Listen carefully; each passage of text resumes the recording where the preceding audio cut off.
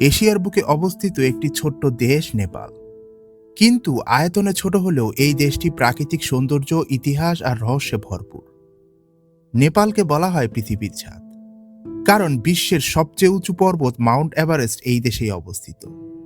বরফে ঢাকা বিশাল পাহাড়, সবুজ উপত্যকা আর প্রাচীন মন্দির, সব মিলিয়ে নেপাল যেন প্রকৃতির একটি অসাধারণ ছবি। এই দেশের মানুষ, সংস্কৃতি ও জীবনযাত্রাও যেন পুরোপুরি বৈচিত্র্যময়। তাহলে কিভাবে এত ছোট্ট একটি দেশ বিশ্বের এত গুরুত্বপূর্ণ স্থান হয়ে উঠল? আজকের ভিডিওতে আমরা জানব নেপালের অজানা গল্প। এসটিআর বাংলায় নতুন হলে সাবস্ক্রাইব করতে ভুলবেন না। নেপালের ইতিহাসকে যদি একটি দীর্ঘ গল্পের মতো ভাবা হয়, তাহলে এই গল্পের শুরু হয় হাজার হাজার বছর আগে। হিমালয়ের পাহাড়ে ঘেরা এই অঞ্চলে বহু বছর আগে থেকে মানুষ বসবাস শুরু করে। তখন নেপাল নামে কোনো একক দেশ ছিল না। এই অঞ্চলে বিভিন্ন ছোট ছোট রাজ্য ও গোত্রের মানুষরা বসবাস করত। নেপালের ইতিহাসের সবচেয়ে গুরুত্বপূর্ণ প্রাচীন শহরগুলোর একটির নাম হচ্ছে লুম্বিনী। প্রায় ২৫০০ বছর আগে, খ্রিস্টপূর্ব ৫৬৩ সালের দিকে, লুমিম্বি শহরে জন্মগ্রহণ করেন সিদ্ধার্থ গৌতম। পরবর্তীতে তিনি বুদ্ধ নামে পরিচিত হন। তাই নেপাল বৌদ্ধ ধর্মের ইতিহাসেও অত্যন্ত গুরুত্বপূর্ণ একটি দেশ। এরপর নেপালের বিভিন্ন অঞ্চলে বিভিন্ন রাজবংশের শাসন শুরু হয়। তাদের সময় শিল্প, স্থাপত্য, বাণিজ্য এবং সংস্কৃতির অনেক উন্নতি হয়। নেপালের রাজধানী কাঠমান্ডুর উপত্যকাও সেই সময় ধীরে ধীরে গুরুত্বপূর্ণ হয়ে উঠতে শুরু করে।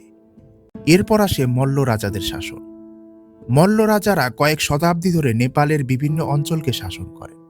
তাদের সময় এই নেপালে অনেক সুন্দর সুন্দর মন্দির, প্রাসাদ এবং ঐতিহাসিক স্থাপনা তৈরি হয়। আজও নেপালের কাঠমান্ডু, ভত্তপুর এবং ললিতপুর শহরের মল্ল রাজাদের তৈরি অনেক পুরনো স্থাপনা দেখা যায়। এই সময় নেপালের শিল্প ও সংস্কৃতিতে অনেক উন্নতি হয়েছিল। তবে তখনও নেপাল একটি একক দেশ ছিল না। দেশটি বিভিন্ন ছোট ছোট রাজ্যে বিভক্ত ছিল। এই রাজ্যগুলোর মধ্যে প্রায়ই ক্ষমতার জন্য লড়াই হতো। ঠিক সেই সময় নেপালের ইতিহাসে আবির্ভাব ঘটে একজন গুরুত্বপূর্ণ শাসকের, যার নাম ছিল পৃথ্বীনারায়ণ শাহ। তিনি ছিলেন গোখরা রাজ্যের রাজা।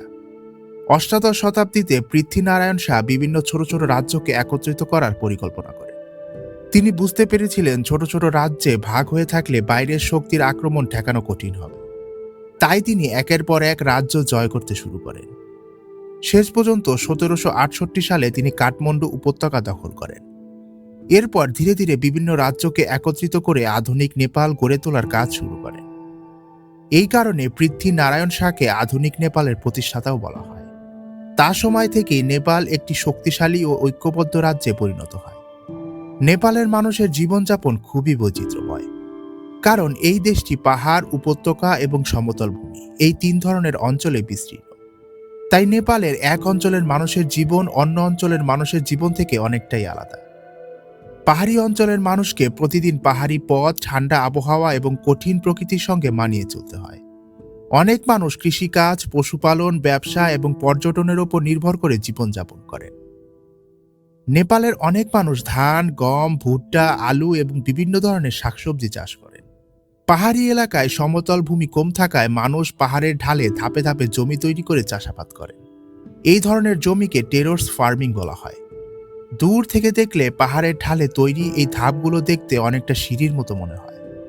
নেপালের গ্রামগুলোতে মানুষের জীবন সাধারণত শান্ত এবং খুবই প্রকৃতির কাছাকাছি। অনেক বাড়ির পাশে ছোট ছোট বাগান থাকে। কেউ কেউ গরু, ছাগল, মহিষ কিংবা মুরগি পালন করেন।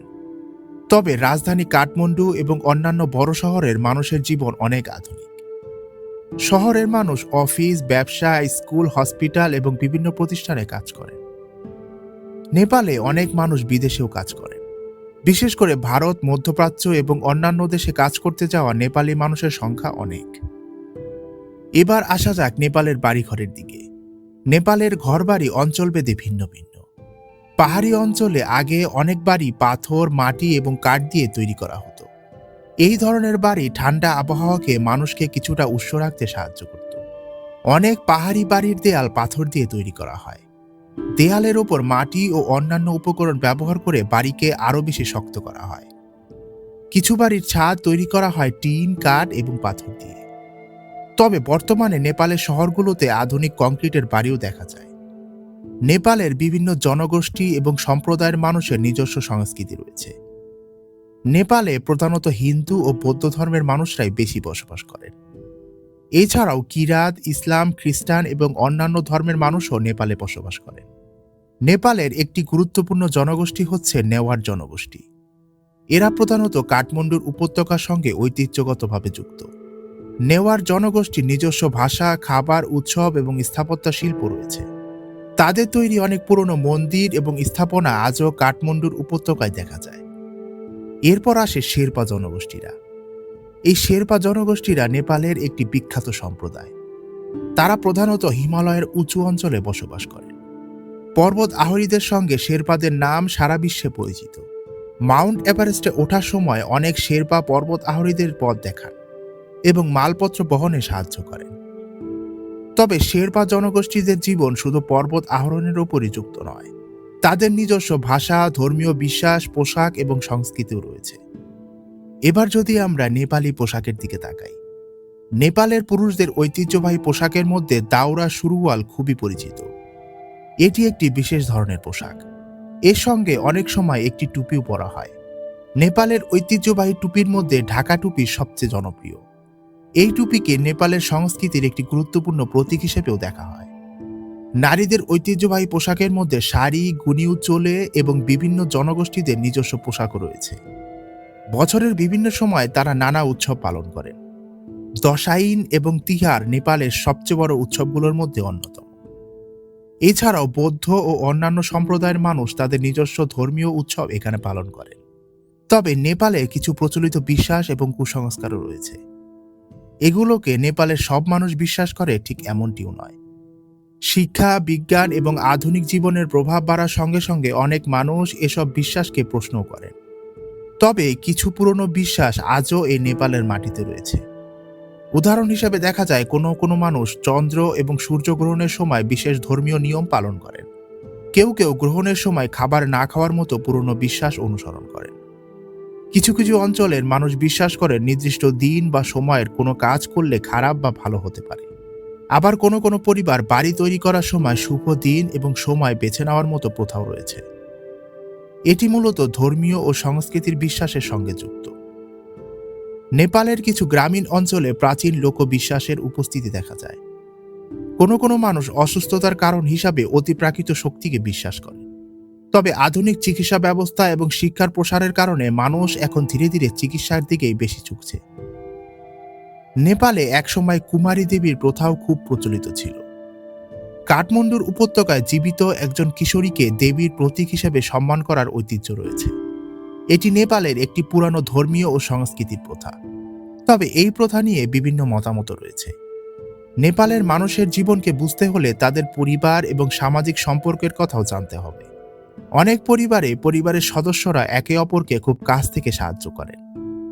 বয়স্ক মানুষদের সম্মান করা নেপালীয় সংস্কৃতির একটি গুরুত্বপূর্ণ অংশ। অতিথিদের সম্মান করাও নেপালি সমাজে একটি গুরুত্বপূর্ণ বলে মনে করা হয়। গ্রামে অনেক মানুষ একে অপরের কাজে সাহায্য করেন। কেউ বাড়ি তৈরি করলে বা কৃষিকাজ করলে প্রতিবেশীরাও সাহায্য করেন।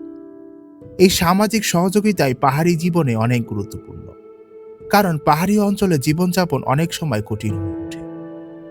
তবে আধুনিক নেপাল দ্রুত পরিবর্তন হচ্ছে।